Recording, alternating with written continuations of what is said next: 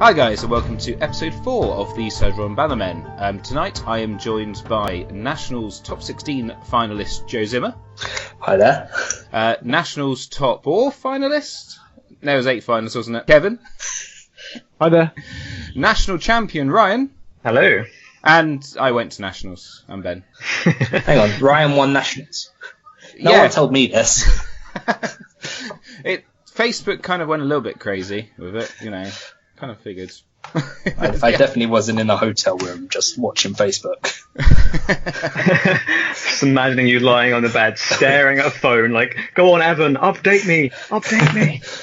It was basically that. Like, there wasn't much space in the room. There was an awful lot of updates. It has made me more determined to try and get this whole streaming thing sorted. Next year a stream would be great. Yeah. Oh, that would be awesome. Good job, Evan. Though, like, he did a really good job, like, posting the photos up into that thread and letting everyone know how horrible my final game was. How long it was, my God. It wasn't Evan though, was it? It was someone reporting what Evan was saying. Like, okay. I can't remember his name. Stephen Hines or Alex Hines? Alex Hines, yes. It was a tertiary source. Kev, so for people who don't know you, could you explain a bit about yourself? What are you doing here? Hi, I don't know what I'm doing here. What am I doing with my life? Why would you ask me these questions? No, my name's Kev. I've been playing Thrones as a competitive player since... I picked up version 1 just at the end of the naval cycle. And at the start of the King's Road cycle. So I believe I was playing Thrones version 1 for about 2 years. I was too far behind the times to actually play very well and get all the cards, so I basically went all in on Targ and bought backwards through the chapter packs that I wanted for the Targ cards. So I locked myself in on Targ and just had fun. I built pretty much every Targ deck imaginable, but my highest tournament ranking was at Battle of Blackwater, where I went 3-3 in competitive gaming. So that was probably my best version 1 finish. Version 2, being able to jump in on the offset was such a huge bonus. I feel like my time in version 1 gave me a lot more knowledge to play version 2 better, and I've been enjoying Martell for a long time now in version 2. Just while I think about it, just before we go on to Nationals, do we quickly want to chat about the 5th chapter pack that's been announced? Can do, yeah. Seems like Starkey getting a lot of kill tech. Banner kill tech, which I find the most interesting. They were the murder house back in version 1. So they definitely were. It's nice to have some kill. They're both really good cards, I think. They're both not loyal? Yeah. Yeah, I've got to admit, in a post-Valor metagame, kind of stronger. Brutal. Harrenhal will be so good in the post-Valor. Harrenhal is going to be bonkers. It seems to me it's just making Lanny Wolf better, because obviously Lanny can probably afford the tech, or even Tyrell Wolf. I think it's just going to make Wolf better in general. In general. For those who haven't heard them, Kev, do you want to take the 2 cards as you're our guest? Oh, good grief. I'm unprepared. Harrenhal. It is a 4-cost, non-loyal, unique Stark attachment with the contested and stronghold with the contested and stronghold traits. It is reaction after a character enters play, kneel your faction card and sacrifice Harrenhal to kill it. Brutal. Yeah. So compare that to Captain's Daughter. That's the obvious thing for me, because they're both full cost. They're both non-loyal. What's your better removal tech? Definitely the Harrenhal. That does make me sad. It's like, look at all the Captain's Daughter. She could be a good card. Do you want to see an even better version? I just don't see the counterplay to Harrenhal at the moment, unless you're Lannister. It's because you kind of just got to sit there and you go, whatever I play is going to die. I can't put a dupe on it before. Nightmares and Treachery. Yeah. Treachery is obviously Lannister, but Nightmares. Yeah, Pyromancers. Is this what makes Pyromancers the thing? I can only assume there is going to be more location hate coming. Yeah, I've mentioned this before, but again, we're seeing the contested trait here, which I think is going to be the equivalent to ally for locations. Yeah, that makes sense. Yeah, we've seen it on the White Tree and Tony grounds so far, I think. I don't mind. I'm going back to Greyjoy, so I'll be packing my free We Do Not Sow. the very existence of this card in the game is going to fundamentally change how you play against Stark or a Stark banner. Valor is obviously going to completely change the game, but this just you've got no choice. You've got to play through it. You've got to make a play if you can't deal with it. Yeah, you can't just not put characters out. 3 times Nightmares will be a thing now in every single deck. It was already becoming a thing, but as soon as that card comes out, it's going to be there. Oh, obviously, also going back to the Captain's Daughter analogy, this is also better than Captain's Daughter because this can target loyal cards as well. Yes. Yep. Doesn't have any really restrictions. Targets anyone you like. I mean, you can't even reliably put to this torch this card, because if they're playing out of Stark, they're probably just gonna Winterfell you. Yeah, and you're also relying on your board being in the state to already do the put to the torch. It's I would say though, if you're looking at Winterfell, that's a lot of gold in locations. like if you set this up as the Stark player, and you set this up, you're running Valor, you have no worries, right? There's literally nothing you care about. Well, yeah, there is Frozen Solid, Treachery. We do not say. There's quite a few. Here we things. go. I don't think Frozen Solid works. It's pretty cost. Frozen Solid doesn't hit Oh, it. is it? Oh, fair enough. But still, Nightmares, Treachery, and We Do Not Say will make you. Nightmares and Treachery, pretty much. Yeah, I've worked out the deck now. I've got it.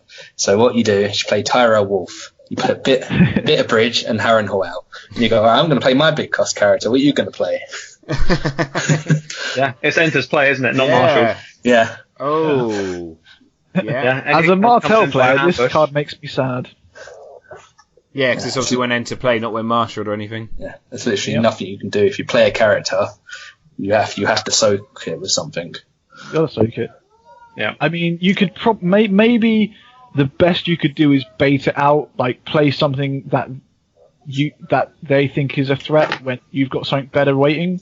But even then, you're looking at a lot of gold to be able to pull off that sort of thing. Yeah. So I'm going to spend 6 gold getting this out. Just so I can play I'll drop this Blackfish. Yeah. Oh, you've killed him. Okay, I'll play Fast Eddie. Yeah. I'm not convinced Stark needed this card, but here we go.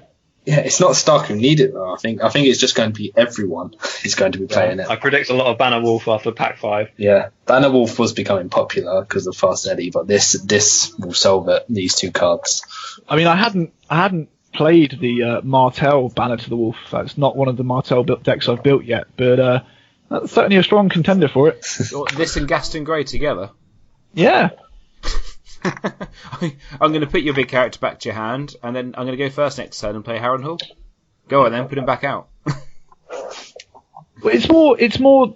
You can then rely on cards that aren't dudes. Like you're then playing with cards, that you're not putting stuff out on the board that's vulnerable because you don't need to. So you can just hold back. You're then playing cards in hand versus cards in hand essentially. Yeah. Just sit back and enjoy. Should we quickly just cover Roos and then because we'll be chatting about this more when we do the chapter pack review in 3 months or so. So Joe, do you want to go for Roos or? Yeah, sure. So Roos Bolton, 6 cost, military intrigue, 4 strength, non-loyal, ally, House Bolton, and Lord. Reaction: after you win a challenge in which Roos Bolton is attacking, choose up to X total strength worth of characters controlled by the losing opponent. X is Roos Bolton's strength. Sacrifice Roos Bolton to kill each of those characters. It's alright. So good. Yeah. So, is it attacking alone? Sorry. Nope, just attacking. So my theory that you attack him and Catelyn together in an intrigue, because then they can't treachery you. Yep.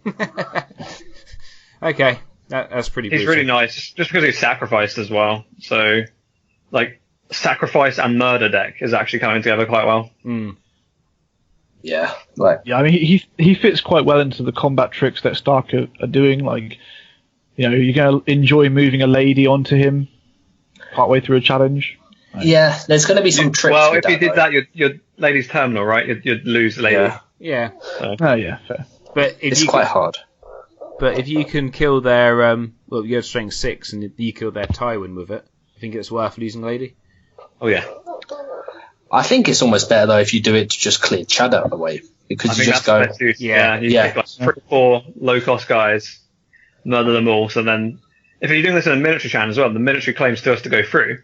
Yeah. So you use the reaction first to kill all the chud, and then they've got to kill someone big, So, and then you march to the last one. so you put ice on him, do a massive military. He's in strength 6, so you could potentially do the lady play then to make him strength 8. He won't be 6 at the time of it, from what I can gather. If you're going to trigger ice, then he loses 2 strength, right? Yeah. But this is reaction to winning, and ice is a reaction to winning. So you do this reaction first. So you'd be but 6. then you lose ice. It's reaction first. Yes, fair point. Okay. That's a good point. But you could use needle. Yeah. Yep. Yeah, needle would be very good. Should get him back to hand as well. And Playing again next. And that's plus 2 strength as well, so yeah. Yeah, that's where needle's going to become a thing now. Yeah. Is needle loyal? No. But it is start character only. And I quite like it. It's going to be a different sort of wolf banner. It's giving you options now, because the wolf banner at the moment is very much you take your big dudes in military, but you're mainly taking it for the power rush, right? In a wolf banner. It's basically Fast Eddie, Bran, and then Aya. Aya and Old Sansa are pretty good. Yeah. Whereas this Harrenhal and Roos are going to give you the options of just the banner to kill shit, like pew pew. So how is everyone post nationals? Pretty good. Pretty pumped for Worlds. Gosh, showing off already. I've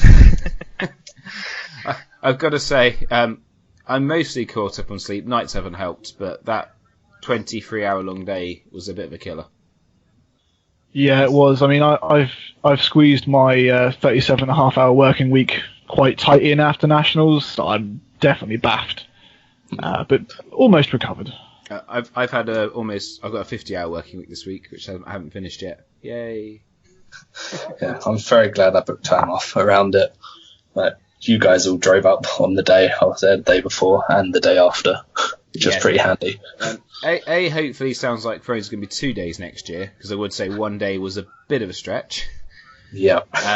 But also, even if it is 1 day, I'm not doing it in 1 day again, because we left at 4 a.m. and got back at 4 a.m. roughly. So. I left my house at 5 a.m. and then got back at 3:30 in the morning. Fair play for that slog though, man. Like, you made it.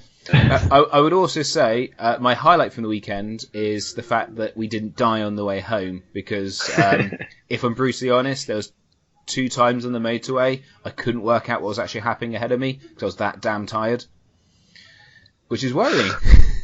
You guys were asleep, so I didn't want to worry. That was a long day. Yes, it really was. Worth it though. Really good day.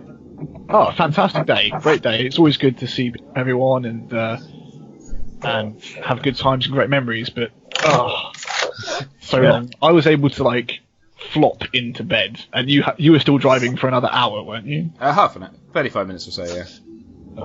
The one upside is there was no traffic. You'd hope. The event was really well run by Esdevium and Liam Hall, who hopefully we will have on in a bit to chat about TOing. Yep. Yeah, Liam definitely smashed it all day. He is a very good TA, because he strikes the balance of authority and fun really well. So, because obviously there was a slight controversy around the cut. But drama.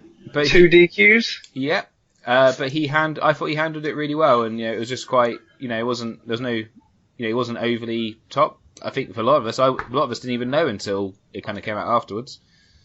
Yeah. So. No, it was perfectly fine. They were completely justified, and he said beforehand what would happen if people had the deck list wrong. So, why they're a thing. Exactly, yeah. The 2 guys who got cut were perfectly happy with it. They realised it was a mistake. They're never going to make that mistake again in a big tournament. And one had already won a national championship, so you didn't need to. Cool. So, I guess quickly, just before we go on to talk about the tournament, obviously, Joe, you were there from the Saturday. Yep. What was it like being there the day before the throne started? Yeah, it was pretty good.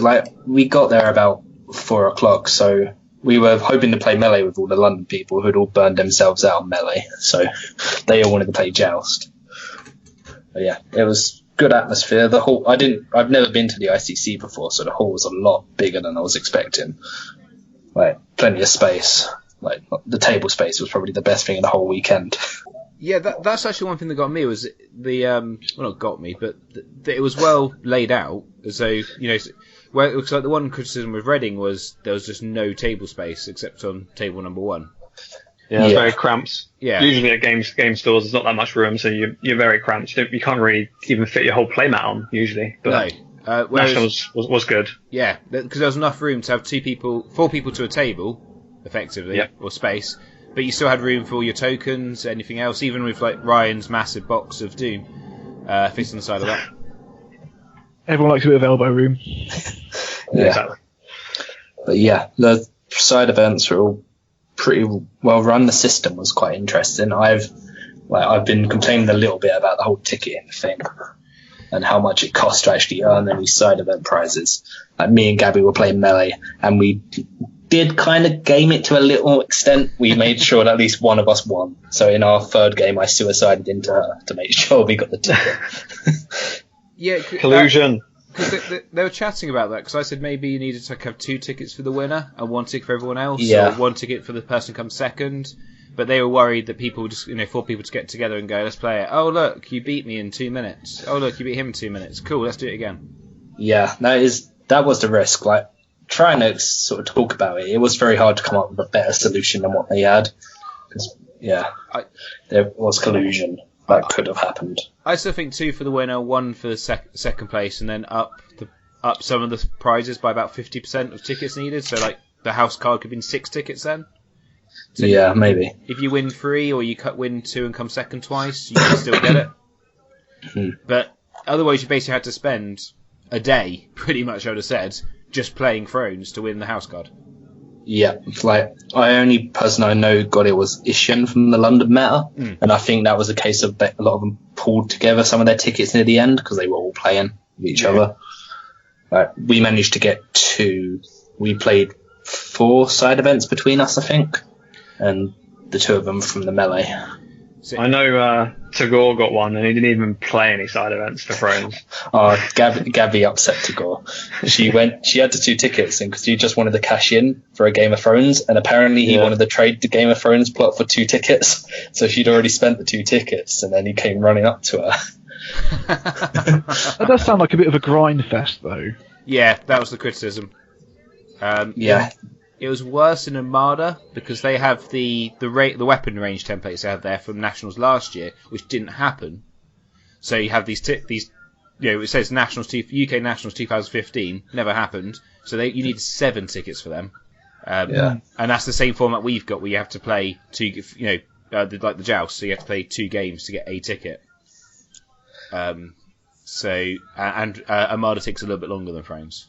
Yeah, the biggest downside was just that you have to be there the whole weekend to actually have a chance, because you can't do it on your main event. There was no chance unless everyone was prepared to, as soon as you were done, all jump in a Melee and have it draw. And you'd have to do it. You'd have to get the games done in like 15 minutes each, which it wasn't going to happen. It was good as an incentive for Thrones players to be there all weekend, even though if there was nothing else they were playing involved in. But and other systems, because you could have played Netrunner or or Star Wars or whatever, and still got tickets and put it towards Thrones. Yeah, but I think it's worse for them in a way, because the Friday, I think it was the people who were there on the Friday who had the best chance. Yeah, because then they weren't really playing events on the Saturday. Whereas if you were there on Saturday, you would have Netrunner or X-Wing, and then that's your whole day. Yeah. So hopefully you're making the next day for the cut. If not, you might have the next day booked off anyway.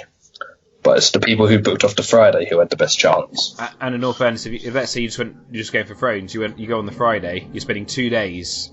That's 2 days of hotel fees. to play a load of side events, which is costing even more money to try and win a house card.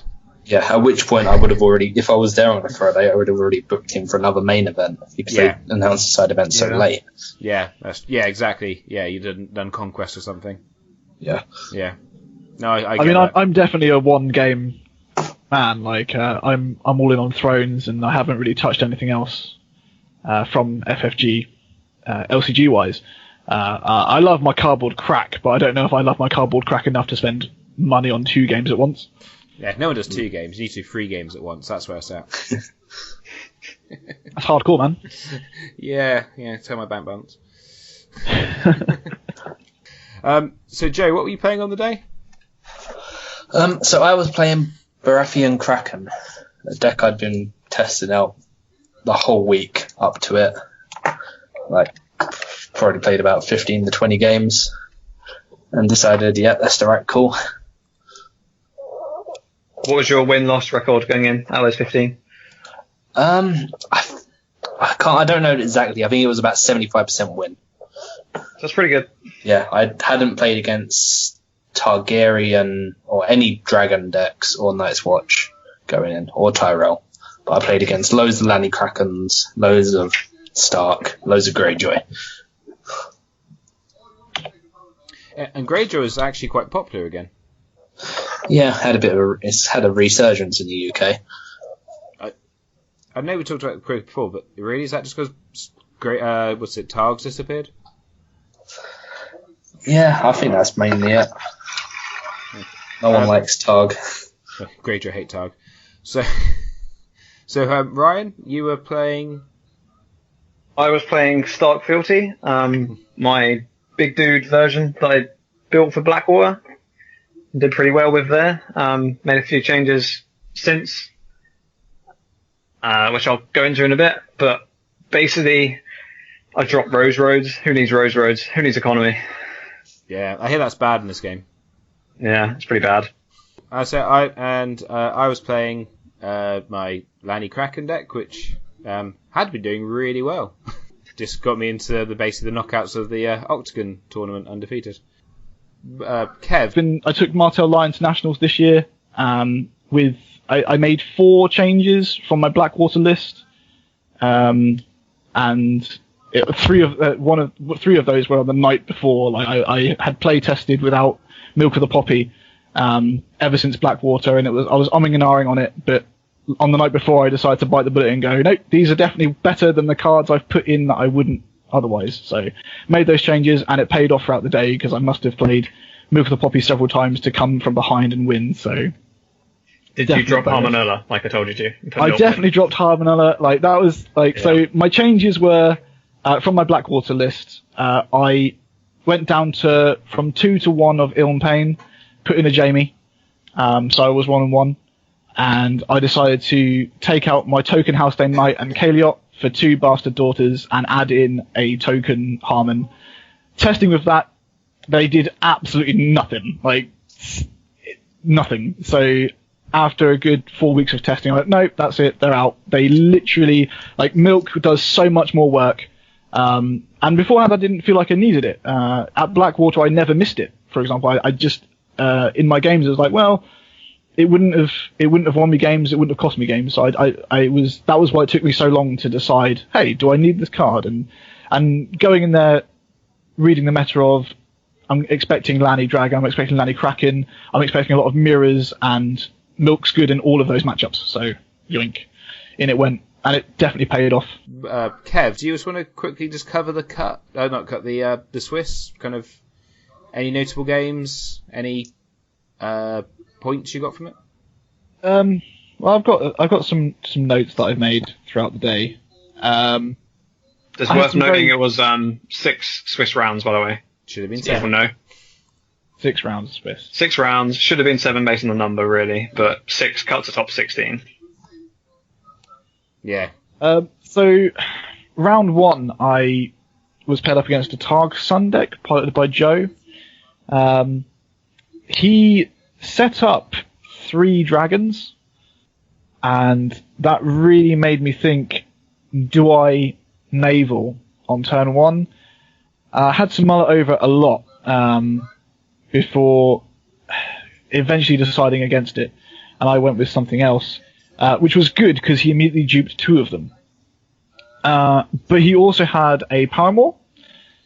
He was clearly using the Paramore trick to suck someone in, Dracarys them. So I spent the entire game just playing around the Paramores. I managed to a tainted one. He got rid of it. Played a second one. I had the tainted again. I was able to dodge the Dracarys until turn 5, where he hit Nymeria.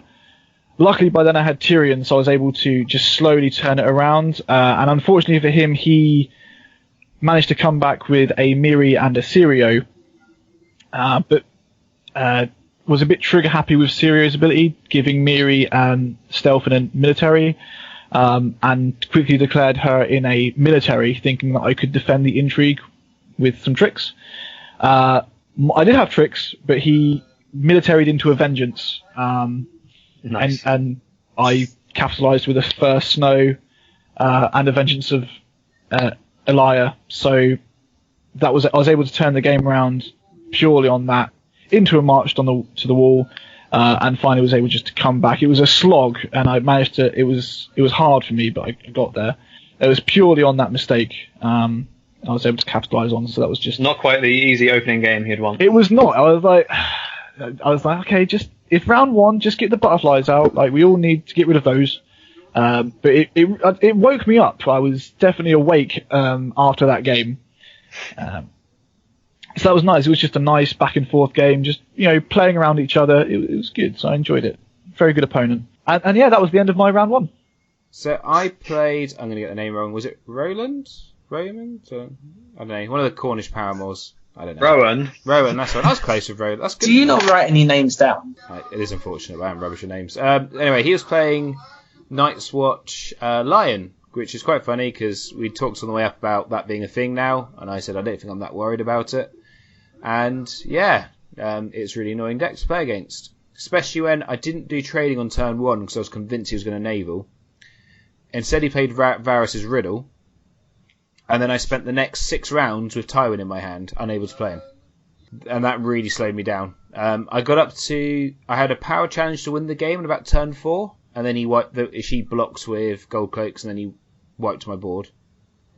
And then I had to wait all the way to turn 7 to play trading, to get Tywin out, to get all my big guys out, and then I just beat him to death. But that was a real thinking game. It was actually quite fun to play against. I really had to think my way through it, which I was quite happy with that I did. So yeah, I think that one ended up like 15-10 in the end, because he came from basically no power to having to being 10-all after I almost won the game. My round 1 was against Ishian from the London Meta. I was a little hungover at this point, so I was not looking forward to this game because I know he's a great Greyjoy player. But yeah, I managed to pull it off. He made 2 unlucky plot flips. He flipped Varys' Riddle into my trading winner Bentoshi, so he gave me yet an extra 3 gold, which let me set up greatly. He did what have we got? Turn 1, he marched when I set up with Theon and Davos to try and get rid of one of my stealth. Then he milked Davos, so he was very much trying to get a Seastone Chair through. So I just went on defensive for a while, then got all of the gold from Varys' Riddle, set up my board. I had one bad turn where I had to sacrifice Selmy to a Seastone Chair because I wanted to make sure I kept Rob, Mel alive, and Asher.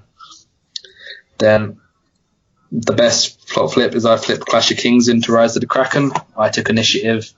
He had to block everything, otherwise I run, so he didn't get any challenges off. Then I swung it on the next turn anyway. So yeah, it was just bad plot timing for him. There was not much he could do to get anything unopposed. Right. So I didn't have an opponent in round 1. Initially, at least. Sat down, 10 minutes later, nobody turned up. And it turns out that my opponent was still playing in the Netrunner. So oh, yeah. That was fun. Luckily, I don't know if it's lucky or not, but there was one other guy who didn't have an opponent, Alex O'Teworth. So we were paired up and ended up playing each other. So he was playing his Barrow Lion deck, which he ended up doing quite well with on the day. I think he got about 4-2 in the end. He was one of those people who got DQ'd actually in the end. Yeah. For missing a Moon Boy, I believe it was, which is a shame. But was he the guy? Was he the 17th guy on the bubble? He was 18th. He was he had, I think he wrote 3 Crescents, but had 2 Crescents and a Moon Boy. Yeah. He won't forget the Moon Boy next time. Yeah, we destroyed him at the pub afterwards, just making as many possible jokes at him. He got it harder than Sam, and Sam was the one who missed a cut. Yeah, our actual game, I cannot remember much at all, to be honest. I can't remember the first three or four games. I was so tired. It was such a long day. I think it was just a case of the classic Barra Stark matchup where if I see my stand, I win. And I saw Rob and Jon Snow.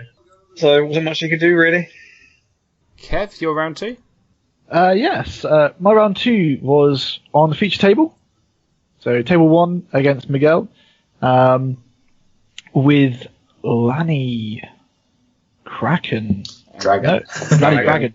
Lanny Dragon. And anyone who has watched my YouTube channel, you would have seen him a lot at the Reading regionals. Miguel is always on with his Lanny Dragon deck.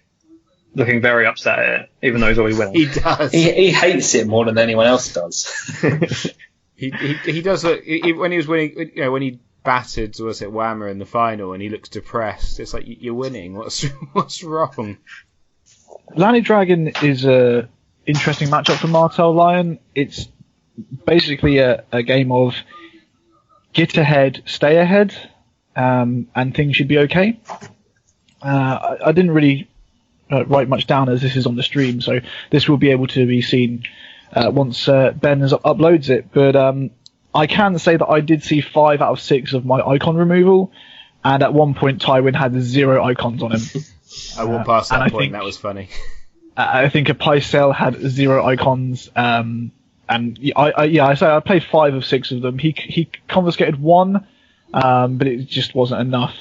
And I was able to just keep ahead slowly but surely and just wind it out to the point where once I've got the tempo, that gap gets wider and wider.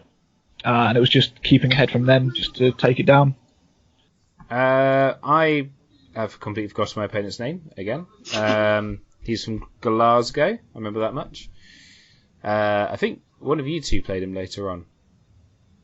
Oh, Darren Higgins. That's the one. Thank you. Yes. Really nice guy. He had Barra. I hate Barra.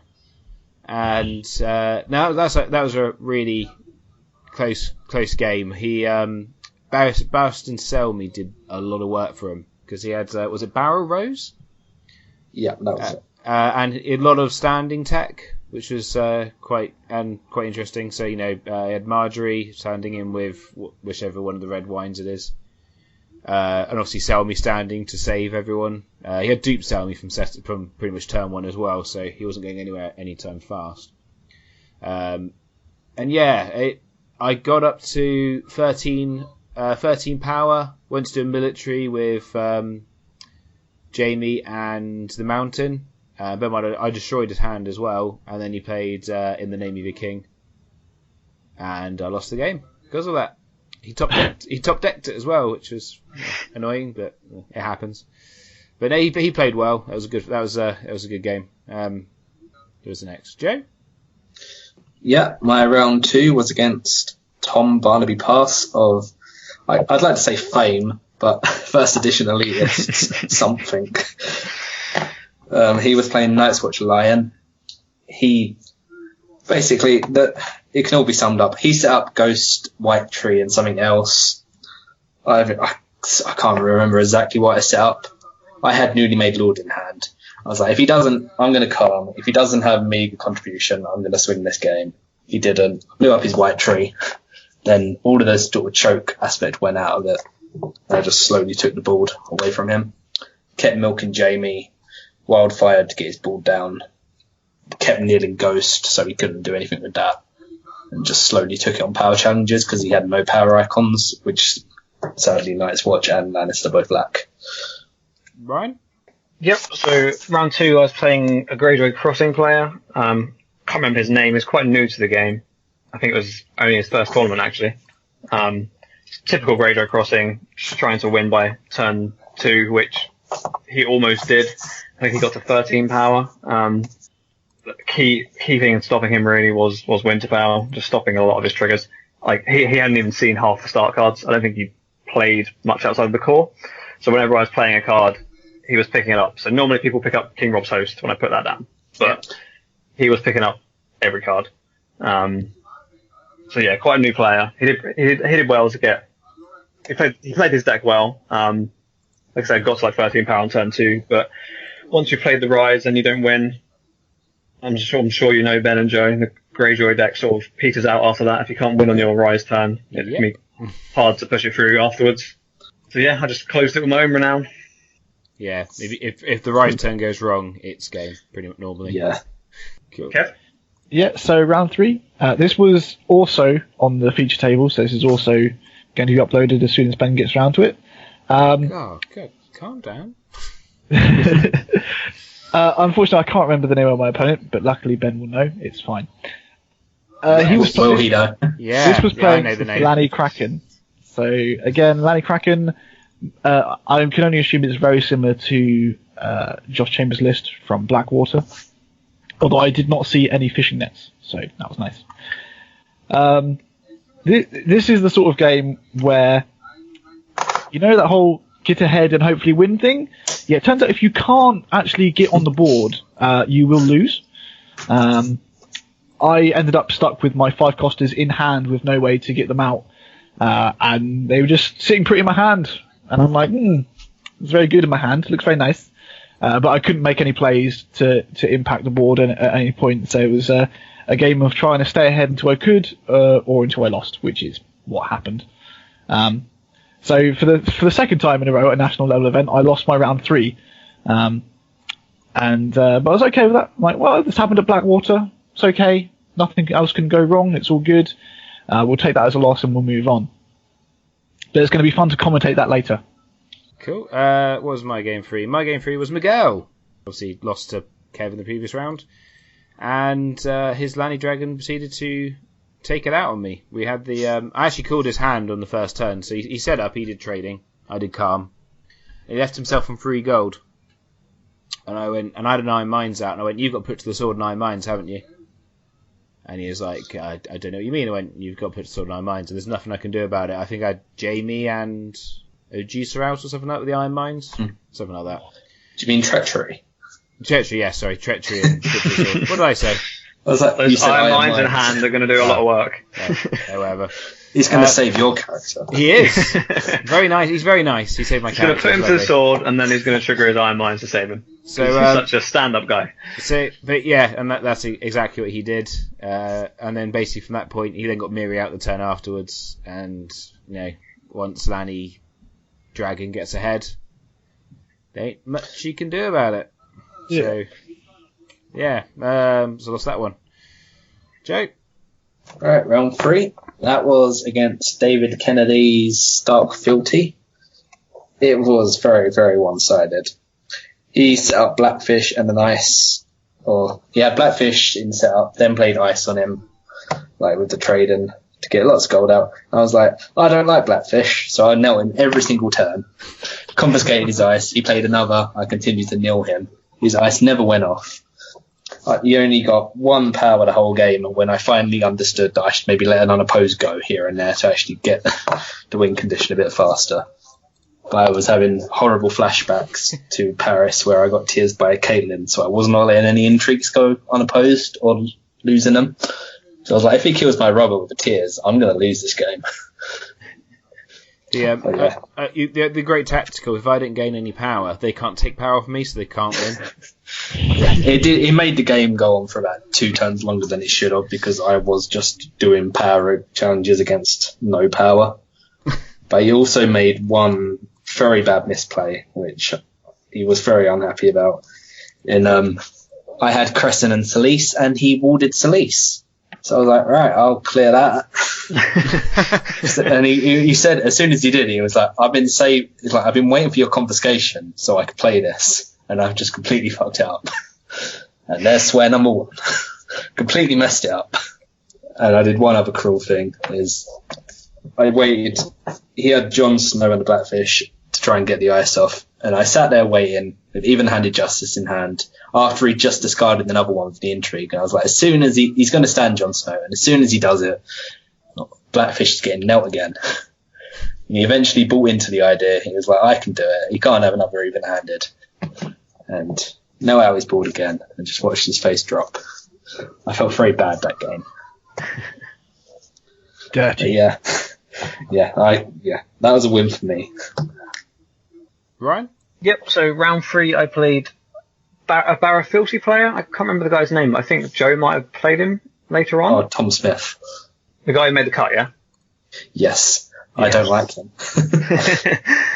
So, this was actually my, spoilers, this was my only loss of the day. Which is weird, because Barra is generally a good matchup for Stark. Ryan, just quickly, I don't think it's a spoiler when we introduced you as the UK national champion. Oh yeah, I guess. Spoiler, he didn't get 6-0 in Swiss. He's not the king. That's the spoiler. Yeah. Not the co-king of Swiss. Well, King of Swiss never wins, right? So. Yeah. Anyway, he was playing Barrafilty, and basically I didn't see any stand until far, far too late. Played as defensively as I could, trying to stop him winning with Robert, because he dropped Mailman, Robert, and Stannis on turn 1 thanks to a double trading, I think it was. Yeah, so he had the complete dream Barrafilty start. Red keep came along a few turns later.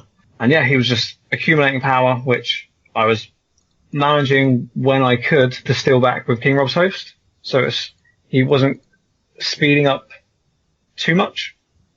Because I tried to steal 2 back, even if he did manage to steal power from me and get renown on Robert and renown on Selmy. But yeah, I think I got to 12 power before he eventually won. Saw Robin my last turn, but didn't do anything at that point. So yeah, had a loss there. 5 minutes left on the timer as well, so that was a close one. I do remember hearing you lost that round and going, oh, so now I have to dodge you in round 4 as well. Yeah. Kev, your round 4 then? My round 4. So, this was against Martel Fealty, which was interesting. I wasn't really sure what he was intending to do until he dropped the Viper on turn 1. Pro play. At which point my game plan became, kill the Viper, kill him lots.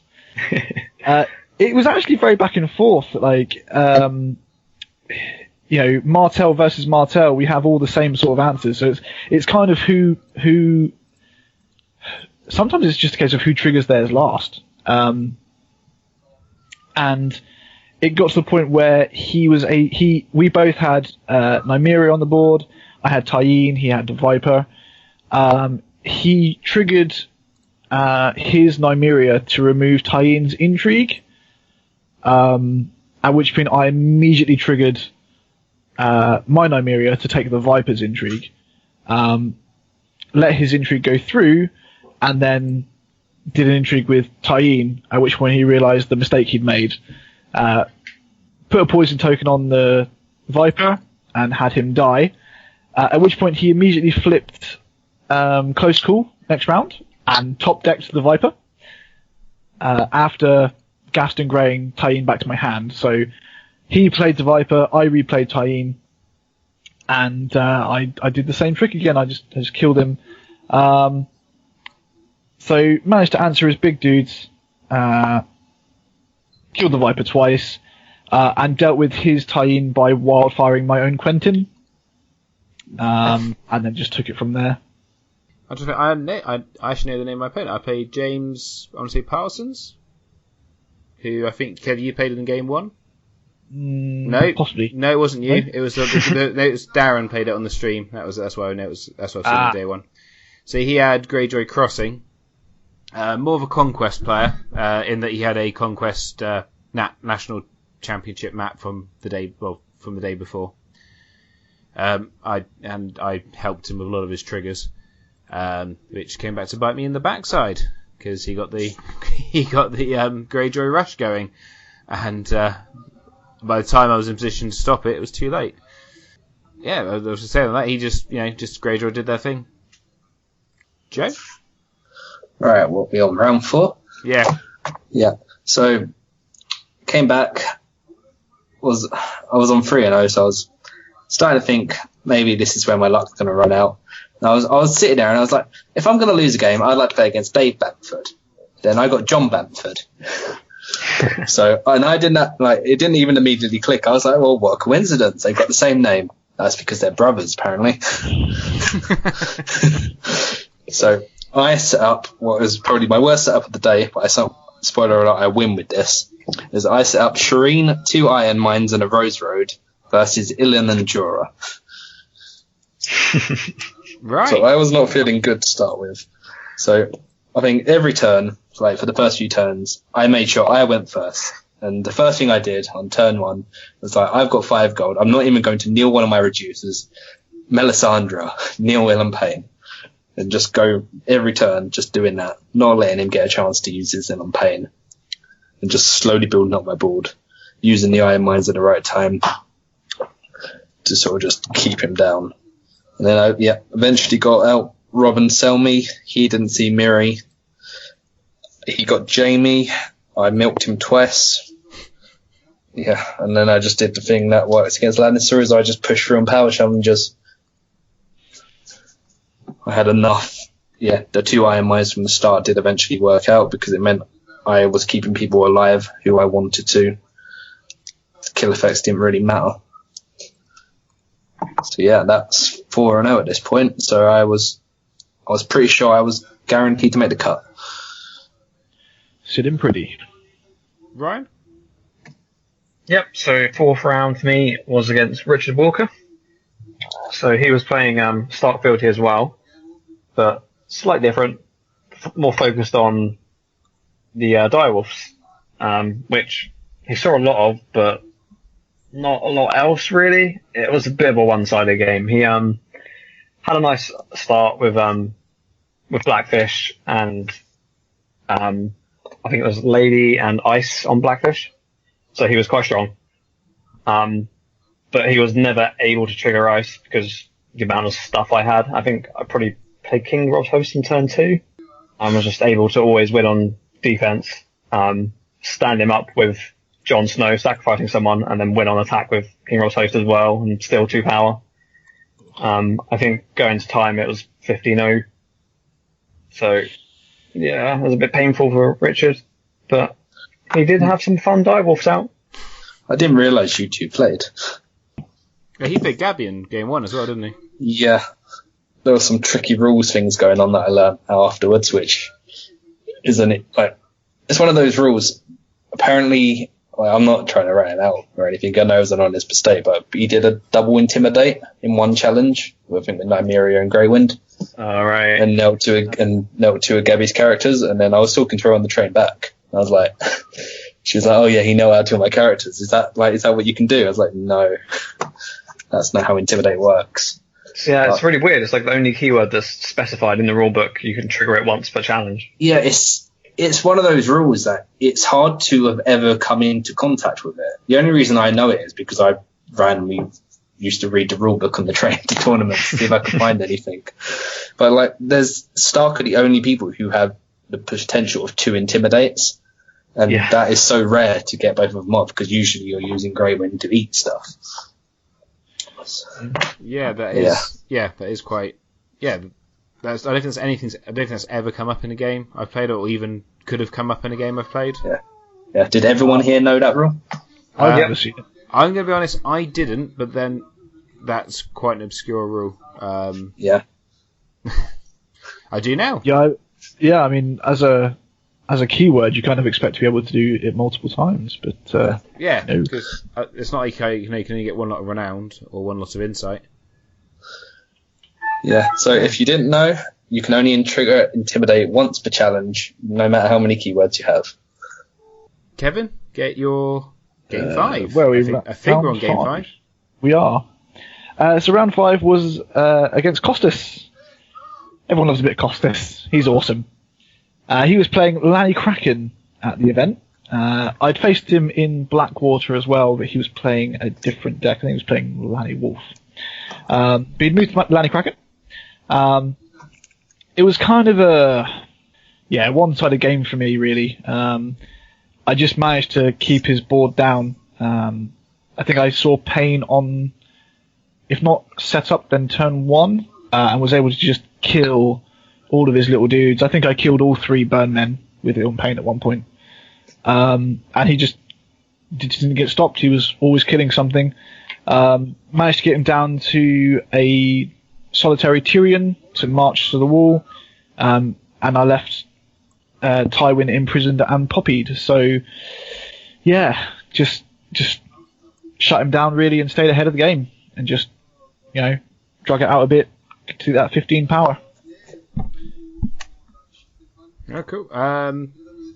This is going to be a shock, guys. I can't remember the name of the guy I played against. He was using Night's Watch Fealty, and yeah, it was a pretty one-sided game. It's one of those games where you kind of feel a bit sorry for your opponent. I just killed everything that pretty much came on the board. First node at the right time to make his board small. I also made Will sacrifice himself twice. Oh no.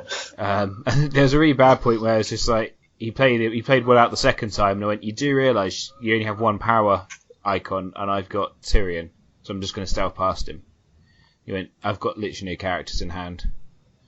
It's like, okay, power, stealth, Will dies, and the wall kneels. So yeah, that was a pretty standard affair. So yeah, Joe?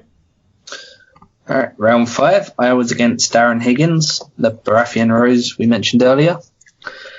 He set up Stannis and the King's Road. I set up Asher and the Fiery Followers. He didn't really have to worry about March against Barra. So we both got Melisandre turn 1, so we both knelt each other out. He knelt my Asher, I think I opted to kneel his Melisandre so I could just start getting unopposed through. And then it just kind of went a bit one-sided. After that, I was drawing characters. He wasn't. Like, I got Theon and Asher who work well against Stannis. Because if he's not getting characters, I'm getting unopposed, and then they're standing, and his board wasn't standing. And then, yeah, I just slowly took the game. This was the first one I was recorded on table 1. So I was 5-0 at this point and guaranteed to make the cut. Ryan? I played another Stark Fealty, and again, I can't remember the name. It's like the one tournament where I didn't write down a I think it was the guy I played. Yeah, he had a pretty good start, to be honest. He put ice on Caitlyn. I was like, oh great, here comes Syrio. Yeah, Syrio came out as well, all in turn 1. Iced, I think it was Fast Eddie, actually, on turn 1. And I had to kill Arya as well for claim. It was basically brutal the first couple of rounds. I remember doing close call early on the second turn and being like, Arya or Eddard? Which one? Straight away. Needed to draw some cards. I think it was Arya actually moved across. And drew her later on, so that was handy. But again, as it always does, the host and the castle won me the mirror. Since I saw those two, he couldn't win a military or a power without committing his entire board. At which point I just chump block it and have 3 unopposed challenges to myself. So yeah, again, those two won it for me. That castle does so much work, doesn't it? Oh, the castle is so good. Like, the host and the castle are definitely the 2 key cards in the deck. Which is so weird for you to say. I know, right? How bizarre. Like, 2 months ago, everyone was like, oh, those cards are terrible. Like, 8 cost army? Why would you play that? I did like Winterfell It hasn't Castle. got an intrigue icon. It must be bad. I would say I think Rob does a bit of work for you as well. Oh, yeah. No, there are certainly a lot of good cards in the deck. But, yeah, the host and the castle are the key cards in the mirror match. So. Yeah, cool. So, Kev, your game 6 needing to win to make the cut? Yes, round 6. So, definitely needed to just win this one to confirm that I was in the top 16, and I couldn't have been more happier than to see Tom flip his Barafealty against me. I have tested against Barafealty so often in our local playgroup against Martin, one of our players, and I think I have hit naval against him 99% of the time on turn 1. He's always should know. Martin should know. He's playing you all the time.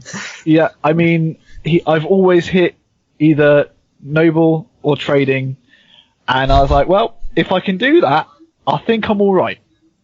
So I flipped naval and Tom flips Noble. That does enough to keep Stannis off the board for a turn, and I'm able to get started, slow him down at the same time, and just start that tempo machine. First snow hits, and I have a tears for Stannis and marched for his other character, which I think was Gendry. And from then on, he just can't come back. That gap's too wide. And eventually just grind it down again to that 15. I think he played the red keep, but I don't believe he stopped me from winning a power challenge. I had icon removal and all the power dudes, so just kept that doing nothing, and eventually eked it out. Okay, which was good. I think I want to say I played Phil in the last game. I could be wrong, and I do apologise to my opponents because I am rubbish with names. I really need to start making notes.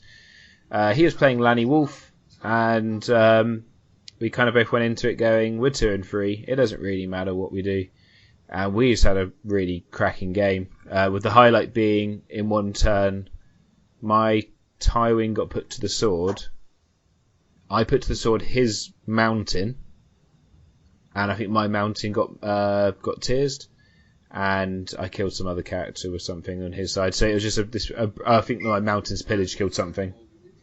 So it's just one of those really brutal fun turns. Unfortunately, I think his mountain came back because he had close call. And I don't play close call, so my mountain was dead. That ended up, I want to say, that was one of those, again, last turn, whoever got initiative won the game, and he got initiative. Joe? So, I was on top table going for King of Swiss. I was against James Harrison, who won the Bristol Regional with his Martel Rose. So I knew what he was going to do. And I gotta say, it's probably one of the most enjoyable games I've had. It went right down. He won just as time was called. But yeah, it was, I think, a pivotal point in the game, which I think could have swung it better for him, is that I tried to do a scene in flames. He hands judgment in it, so I couldn't see what was in his hand. I was basically sat on the idea that he had Tears of Lys. Turns out he had Put to the Sword, because the 2 cards he had in hand were Knight of Flowers, which he Arianed for, then threw to Put to the Sword. He had a choice between Mel or Rob to kill. He opted for Mel, which was the reason I stayed in the game as long as I did, because Rob just kept me going. He had a Tyene out, which I knelt every turn. She never got her effect off, because I always made sure she was intimidated on knelt. It came down to, I'm waiting to find out if it was a misplay. I think I was a little short-sighted on something. He did a summons on turn 6. He got a House Florent Knight, at which point I pointed out that he had the lower strength character, so it didn't matter. Then it was like, that was a bit of a bad mistake. So during my challenges, I was being very aware to try and avoid the military.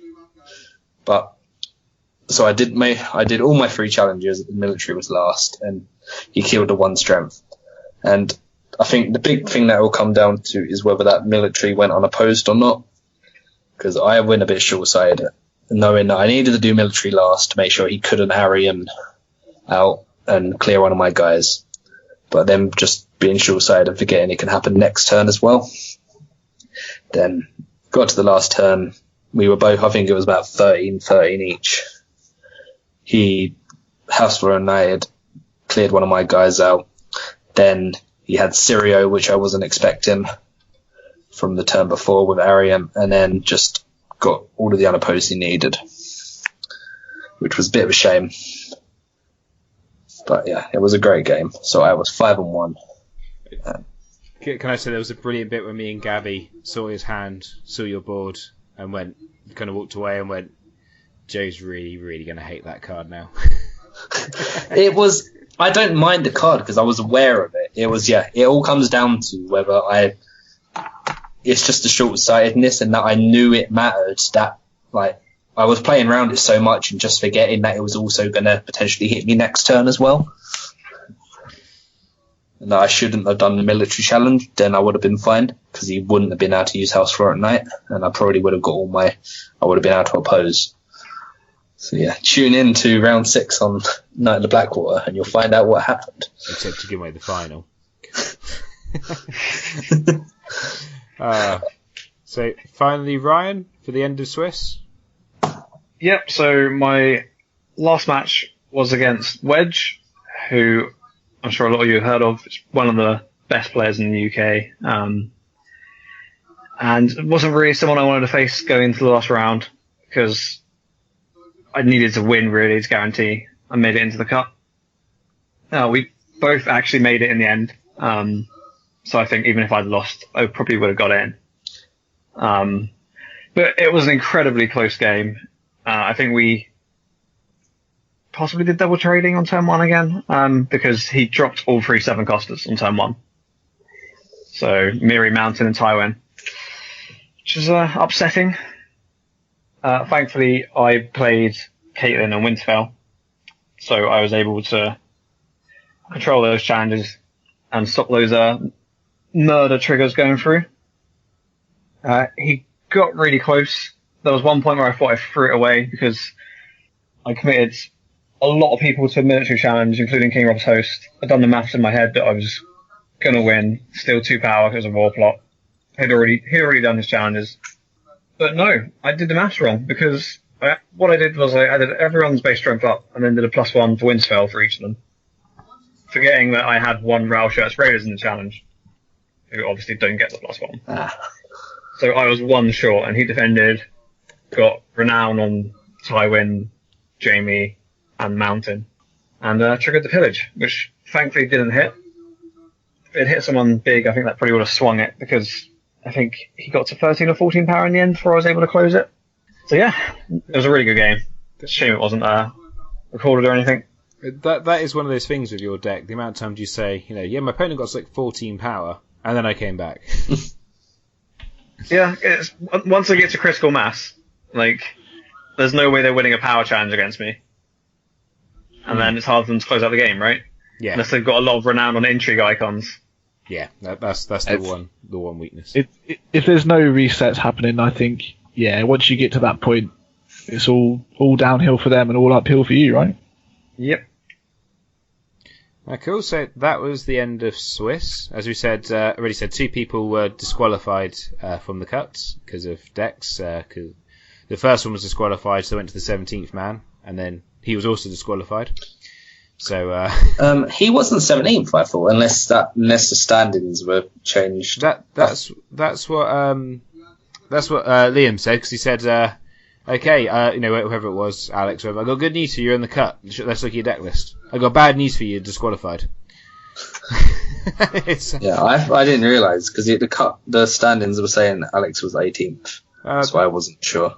That's what Liam said after when we chatted after. Yeah, anyway, Alex was saying it as well, so I guess they must have been saying it with the standings. Which, but both of them I think took it really well and just went, yeah, fair enough, I've been an umpty there. Yeah, they took on the chin. So you 3 made the cut. What order should we? 6 order. So Kev. Yeah, sure.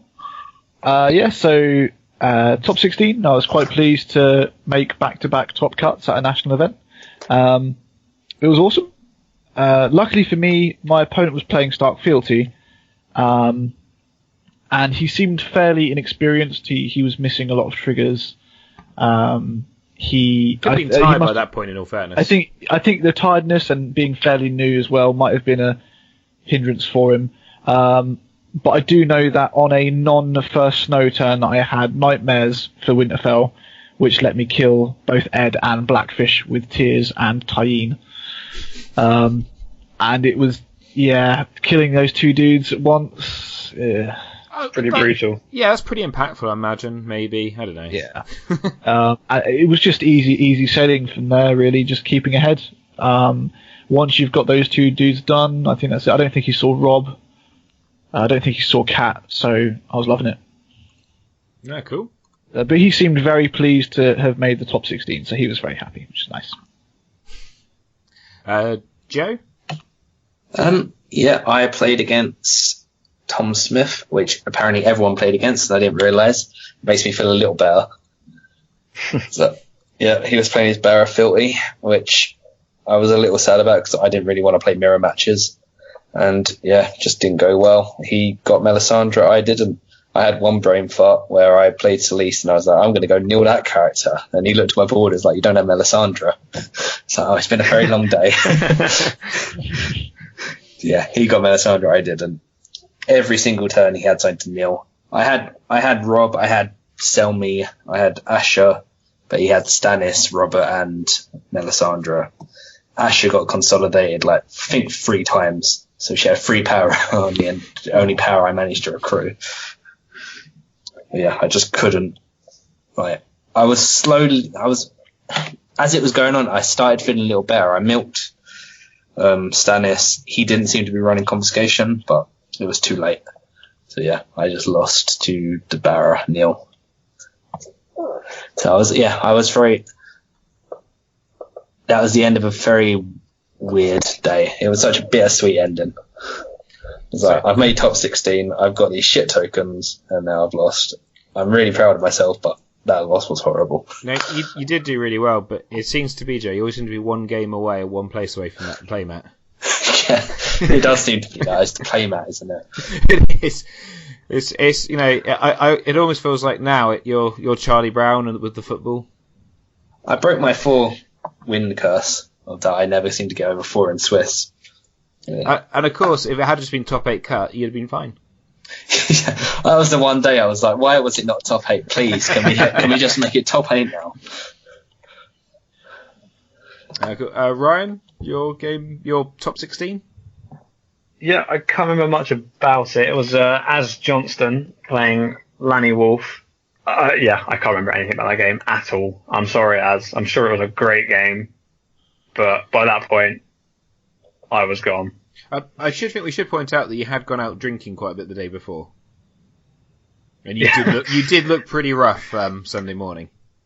It was an exhausting weekend. Yeah, I was in London all day Saturday, catching up with some friends and having a good time, let's say, and then getting up at 4 on Sunday. It was a very, very tiring weekend, and as I said, it's like the one tournament where I haven't bothered to make notes. Normally, I've got my little notebook with me. After each game, I'm writing down all the key plays, but I didn't write down anything all day. It's a struggle to remember what even happened, but apparently I did well, so. It helps. Just a little bit. You did good. Brilliant. So, top 8, Kev. Yeah, so I made top 8. It's my highest finish in a national level event for Thrones. Very happy with that. I was even more ecstatic to not be paired up against Ryan. Managed to dodge him for the day. It's like the only time ever, right? In this whole only time ever together. Yeah, you would have been. Time ever.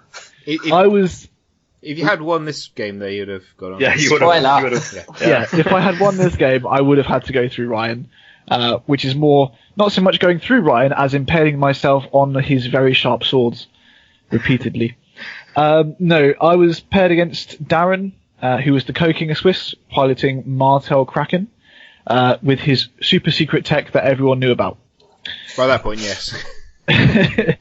So he was running very much the tempo build with Gastons and Captain's Daughters and Varys for when it all hit the fan.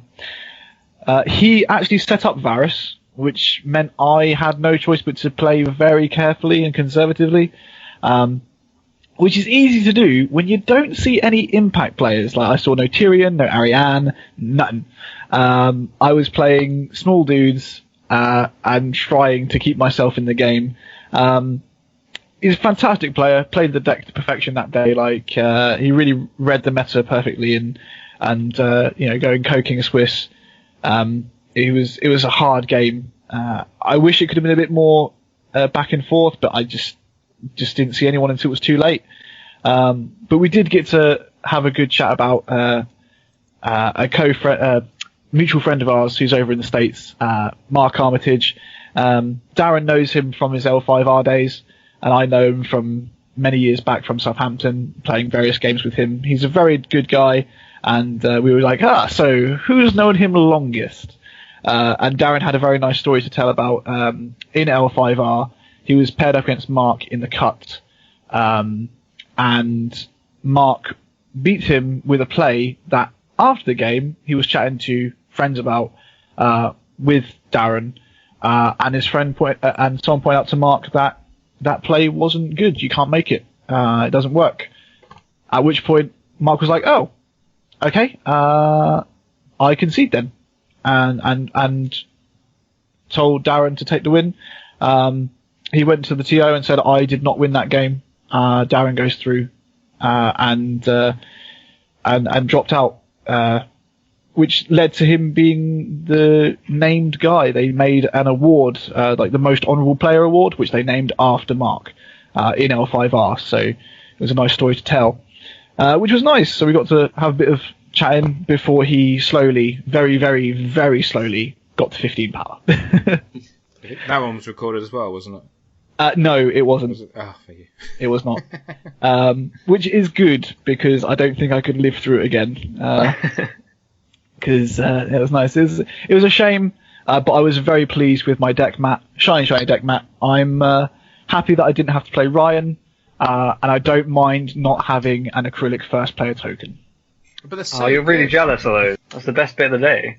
I don't know, those gold tokens. I display them proudly. I forgot I got those. I haven't even looked at them. Like... I got to the pub and I was like, everyone, look at this shit, and just started throwing them around. And everyone helped. I'm going to go and grab them right now.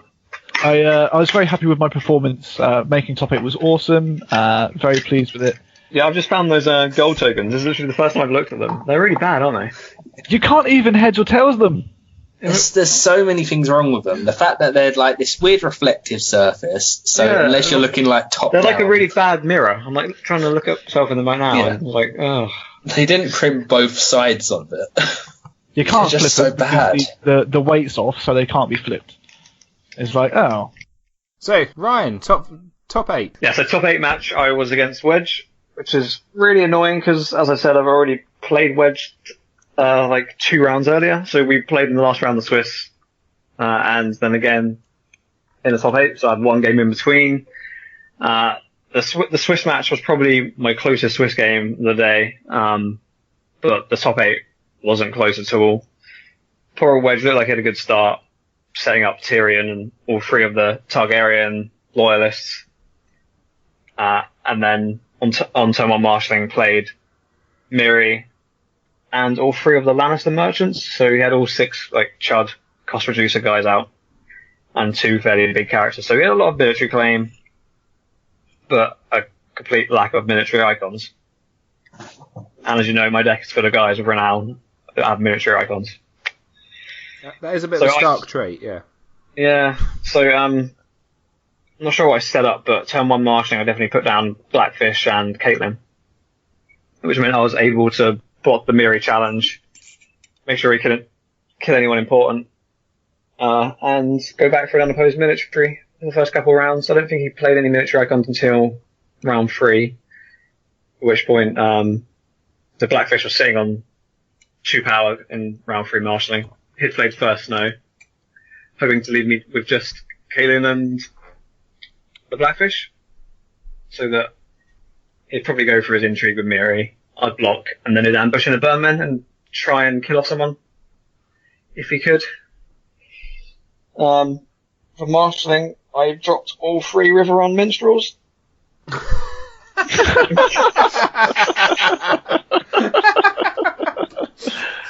Yeah, so I had Chud for days to sack for the claim on the first snow turn, and yeah, Blackfish was now active, and obviously Caitlyn didn't kneel either now. Well, all the River Minstrels. All the River Minstrels. So yeah, it didn't take much longer after that. I think the next card I played was Jon Snow, so it was a case of pop a minstrel every turn and stand up someone else, and yeah. I think we called it quite soon after that, probably plot 4 or 5. So, poor Wedge. Great player, but it just didn't see any of the cards he saw cards he wanted. He saw Miri, he saw Tyrion, but none of the big beefy guys that could stop me winning challenges. I did love the way he conceded, though, by saying, I have challenge action. Enter scoop phase. Yeah, I got challenge action. Good game. Yeah, no, yeah. That looked like your most. That actually looked like your pretty much only comfortable game of the cut. I want to say. Yeah, I think so. And that's not to say anything. That's not to say anything bad about Wedge. He played the situation well. He just didn't see what he needed to see. Yeah, like I said, he didn't see any of the big beefy military or power icons, so he just couldn't defend my renowned characters. There's no way he could slow me down. So, Ryan, at this point, it's just you, mate. Take us all the way to the final. Yeah, alright. So, top 4 semis, I was playing Darren. So, just knocked Kev out. So if Kev had won, I would have played him. But Darren won, so played his Martel I should have put it there, didn't I? Yeah, well, I'm sure next tournament we'll play each other again. It's what always happens. So. Round 1, probably, to make up for the fact. Well, it's usually round 1, yeah. It'll happen at Worlds. Kevin will just appear. Out of nowhere. Yeah, so top 4 game against Darren. Playing as Martel Kraken. This was an incredibly close game. It went to time, and I actually won 10 power to 9 after time was called. That was after he varies to get you down. Yeah. So this is after the second varies. So I had my board wiped at least 3 times, possibly 4 times, like completely wiped. So Varys knocked it down, completely gone, twice.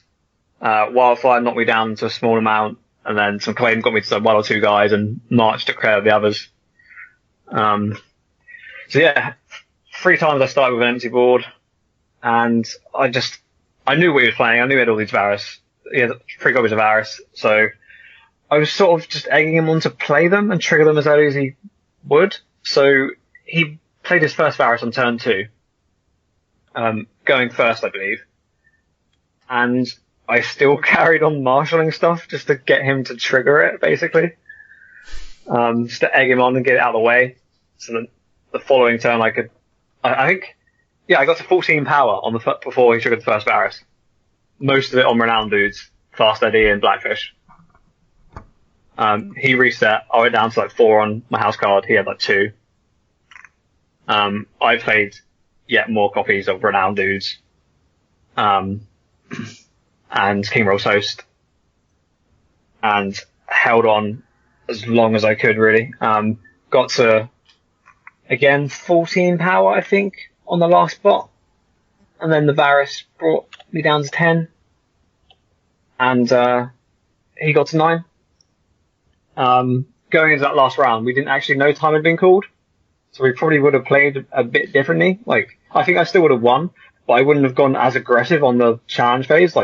The only reason he climbed up to 9 was because he got 3 unopposed challenges against me. Because I'd gone first and attacked all in. I think if I'd known time had been called, I would have kept some guys for defence and made sure I definitely had the win.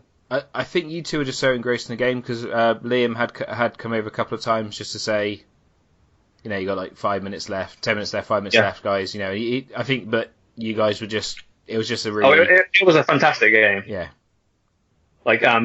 After we ended on the 10-9, we both had 2 cards in hand. I think he had Ariane and Nymeria. And I had Rob and Aya. And then we looked at our next draw, and I was going to get Blackfish again and someone else. So I think it would have been a fantastic game again. I would have dropped down a load more big guys. He would have had a bit of challenge control. Yeah, it would have been nice to finish it off. But it was a really tight game. Yeah. Hard to call either way, really. Yeah, managed to push it through on 10 power, which is awesome. Into the final.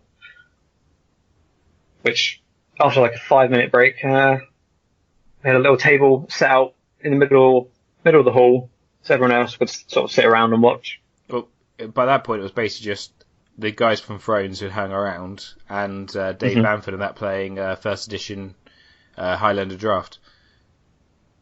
Yeah, it was so late. That's why it was yes, 10 o'clock when we started. No, it was about half 9. 10. I was half 9 when you guys started. Because I actually remember texting my wife saying I might actually get home at reasonable-ish time. Yeah, sorry, Ben. It's alright. I think it was almost 2 hours, wasn't it? We nearly went to the full allocated 2 hours for the final. Yeah, it was a long game. But And it probably could have only been half hour or so if some horrible tickling hadn't happened. oh, that tickler. Oh man, that was. Yeah. Yes. Yeah. So I was playing a Lanny Filthy deck, Christian, who I think it was only his third or fourth tournament. He hadn't been playing that long. It was second competitive tournament. He'd been to one regional. Yeah, second. I think he'd done a couple of games night kits, done a regional, and gone to UK Nats. Right. So huge congratulations to him, obviously. 107 people, a lot of good people in the field. Obviously a great player who made his way to the top. And he was playing a deck that a lot of people had thought was a bit in the past now, sort of. It was a very much a jumping deck. And what was it called? What's the event called? The zero cost event. Never Bet Against My Family. Yeah. Hear Me Roar. 3 copies of that and 3 copies of Hear Me Roar. All about jumping in.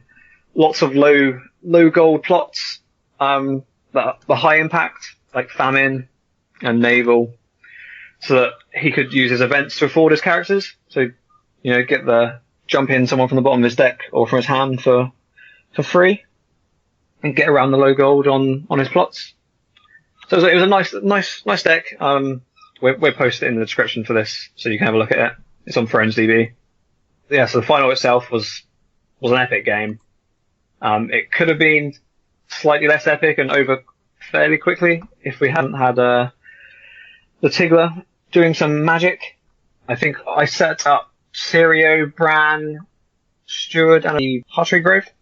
Pretty nice setup. Had Caitlyn in hand, so I knew I was definitely being able to get Caitlyn and Sirio out on turn 1 should stop any nasty tricks they'd throw my way.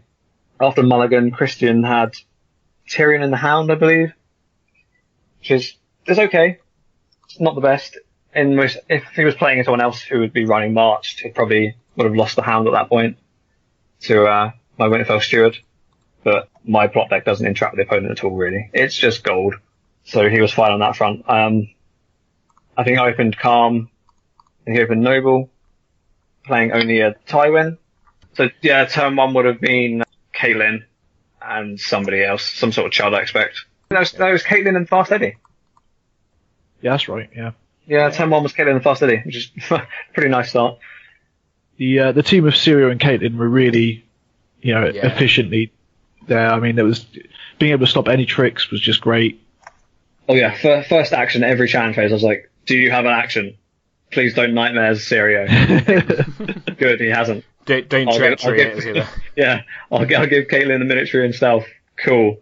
You do whatever challenge looks threatening, and I'll defend. So because I had Bran out on turn 1, I let the intrigue go unopposed. Because his first action during challenges was to play I Never Bet Against My Family, which I probably could have cancelled with Bran. Either way, he ended up putting the Mountain into play, and because of how my deck is built, I knew I'd better save Caitlyn for Gregor's challenge and the potential put to the sword instead. So I let the intrigue go through unopposed. Tears did happen. Bran was sacrificed to cancel it, so that's fine. No treachery. And then Caitlyn defended the military, so there was no triggers there. I basically did one challenge on my way back, used Sirio to do military, and I think a slightly unusual move. Christian decided to kill the Mountain for his claim. Yeah. I mean, the Mountain had jumped in with the event, so he was going to be discarded anyway. But it still struck me as a little odd. I probably personally would have killed the Hound at that point. I didn't get it either. I just remember I was talking to me and Kevin watching it, and I said to him, I think that was a mistake, because you're running more copies of the Mountain. He's pretty damn good, and you're going to need him against your deck. The options were Tywin, Tyrion, Hound, or Mountain, right? So yeah. It's a hard choice, but I think you've got to go for the Hound there, even if the Mountain's leaving players round anyway. You just don't want to draw into deck copies of the Mountain when it's such a powerful card against my deck. Yeah, no, I agree. But yeah, Mountain was chosen to claim, leaving him with Tyrion, Tywin, and the Hound. Next round, I was hit by a naval on my marching orders, which was quite painful, but I sort of shrugged it off because all my plots have really high gold anyway. I wasn't expecting him to be running naval. Bit of a surprise seeing naval in a Lannister deck.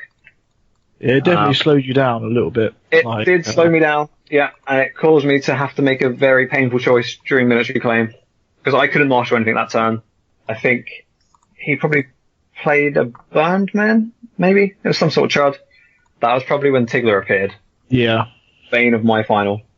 Going into challenges, he was able to win a military. And I had the nasty choice of killing Caitlyn, Sirio, or Fast Eddie. And after weighing up a lot in my head, Fast Eddie had to go, which just pains me to say. It was definitely the right call, though. It was definitely the right call. Just being able to make sure Caitlyn was always in that key challenge on the defense every single round for the whole game was just too crucial, even though Fast Eddie is amazing. Yeah. He had to go. So that was a painful round. Round 3, I played a second marching orders, which was good fun. Dropped down a Blackfish, and I've probably run Minstrel, I think, at that point. Blackfish was accumulating some power. Tywin on the other side was also gaining power. I think we were fairly equal going into the 4th round. I probably had the upper hand just because Blackfish was, I think, 1 power shy of being activated, at which point Caitlyn also wouldn't be kneeling, and I probably could have rushed in the next 2 or 3 turns for a win. Yep. And then the Tigler happened. And of course he did. He hit the Blackfish. Discarded my 1 in play with 3 power. Oh, brutal. And that swung the game for the next hour or so. That one purely luck play. I mean, obviously Christian was a great player, but the Tigler like Gregor, is a pure casino effect. Even more so because it has to be the exact same card you're getting rid of. Yeah. So the luck of hitting that Blackfish then it was incredibly annoying. As you'll probably see on the video when it gets posted, I got quite agitated at that. I was quite shaky after that. I thought I'd just basically lost the biggest tournament in the UK because of a luck play. There was some degree of potential tiltness. Yes. So That's maybe at a 90-degree angle of tilt. Yes. So next 2 or 3 rounds, I was pretty stressed, pretty panicky. Had to basically give myself an internal slap in the face and be like, right, hold in there, play as defensive as you can. In the long game, as long as he's not playing Wildfire, you can probably get this. You can hold on, you can build your board up. There's going to be a point where he can't win a power challenge. So just play defensive. Which is what I did. And for the next hour and a half, I held him around 13, 14 power. Yeah. It was so tense. Every single round, Christian was so close to winning. And you were basically drawing and playing, right? You had very little... Yeah, I was playing whatever I drew every round. I was just flopping on the table. There was no point keeping anything in hand, especially after we played Cersei as well. It's like, no, whatever I'm getting is going on the table. Don't care if he is running Wildfire. It's beyond that point. I mean, just play everything. So he wasn't playing Wildfire. His only reset was First Snow, which doesn't really do much for my deck. Got a very high cost curve, which is supported by the high gold plots, so pretty impervious to First Snow. But yeah, he did get to 14 power and stayed there until plot 10, I think it was, when I turned it around. I think 10 was the last nine plot, or, wasn't it? it was 9 or 10. Plot 8 was when it started to swing. Yeah. So yeah, plot 8 he was on 14, and I think that's when I probably was that when I put King's Rob Post down and the castle, I expect? No, you had King's Road Post from quite early on. Okay, but he just wasn't able to trigger. I was just playing defensively. Yeah. It was when the castle came out. That's when you just took control of the game, and that's when you strangled him out of the game because he couldn't do anything at that point. Yeah, the only challenge to win each time was the intrigue. So he put Tywin into that, make sure Tywin got some renown, and then I'd either win the power on the attack and steal that exact power back again, so no change, or I'd win the military with the host and steal some power. He did cancel the host effect twice with treachery, so that slowed me down a couple turns. But yeah, going on plot 8, I think I was 4 or 5 and he was on 14, and then plot 10, which was the last plot, he flipped first no, I flipped calling. So I had the initiative. Had a quick look, saw what was going to be disappearing for first no. Realised he'd only have 2 or 3 power icons left. I think it was Cersei, Tyrion, and Tywin.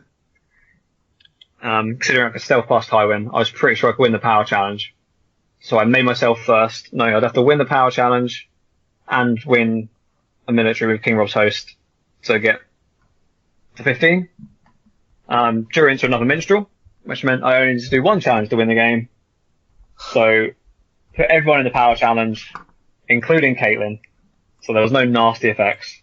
And finally, after a horrible hour and 50 minutes, clawed my way back up. Yep. Yeah, it was bloody long. Yeah. It was an epic game. It's like I had to play so well after that Tigler happened. I just had to sort myself out and be like, right, don't get demoralised. Yeah, you did. Don't miss anything from that on. Play as well as you can. Yeah, you did so well just to, that mental slap up the arse, just to get back in the zone, especially after 12, 13 hours of cards. Oh, yeah. But yeah, you took the whole thing down. Yeah. I was in the hotel at this point. I had gone out after losing, and after I saw the board, I was like, online with the updates, and saw it was 14-6. Then saw it was 13-9. I was like, Ryan's played Warners of the North. He's blocked this intrigue challenge. Then he's gone from there. And it just, I kind of worked out exactly what was going on. Yep. Yeah, again, it was the castle and the host, really, that saved the day in the final for me. Yeah. Yeah, like I said, I probably would have won quite early on, plot 4 or 5, if it hadn't been for that Tigler. But the host and the castle turned it around for me. Keeping hold of those and being able to make sure he just couldn't win the power challenge at all was just so key. Yeah, I mean, not to take anything away from Christian, but the length of day, I think, took its toll on him. It's an endurance test. Yes, it really is, and yeah, if you're not used to it, like I said earlier, it can take its toll on you throughout the day. Especially in the final, you need to be on form, right? So, whew. And of course, well done, Ryan. Yeah. Yes. Congratulations. Heavy congratulations. Go off to see your friends in America. Yeah, should be good. Just to kind of round this episode out, do we just quickly want to do some our takeaways from the event each? 1 or 2 each? What did we learn from Nationals? The Tigler is a disgusting card. I learned that proper preparation prevents piss poor performance. Yeah, that's true. I would say Night's Watch is definitely becoming a thing. It's not quite there yet, I don't think, but I think in a few chapter packs time, Night's Watch is going to be kind of in that upper tier, I want to say. And you need to start preparing for the choke, because if it hits you, my god, it's annoying. I think it's Craven, right? That's the card that's going to turn the Night's Watch around a bit. Because it's not loyal as well, so even just bannering to the watch and getting Craven is a great card to get. It's Craven with the taking away your gold, because even when you do get an impactful character out, then they'll just put Craven on it. That's it. Sorry. So, yeah. Joe, anything from you? I love Barrakraken. It's probably my favourite deck this whole competitive season. And I think, the result kind of gave me a big confidence boost after missing out on all of the regionals by a spot or 2. You slowly worked your way up. You just yeah. So, the next regional, you're going to finish 8th. Yeah. I'm a lot more confident going in. I'm a lot more confident about Stalic now. I actually feel like I could do well. No, you hear it. Go for it. You hear it here first, guys. Joe's going to win Stalic. I'm not going to win. I'll come 32nd and lose. Just from going forward, obviously, we would do a chapter pack today, but we felt this was kind of a bit more important. So the next episode will be the chapter pack. Yeah, sorry, but, when you've got the guy who won Nationals on your podcast, you're going to need to talk about Nationals. Well, I just want to say thanks for inviting me on. It's been fun. It's all right. It'll be the last time, don't worry. I mean, no worries. It was lovely. Always a pleasure, Kev. Cool. Anything else to add, guys, before we sign off? No, I think we're good.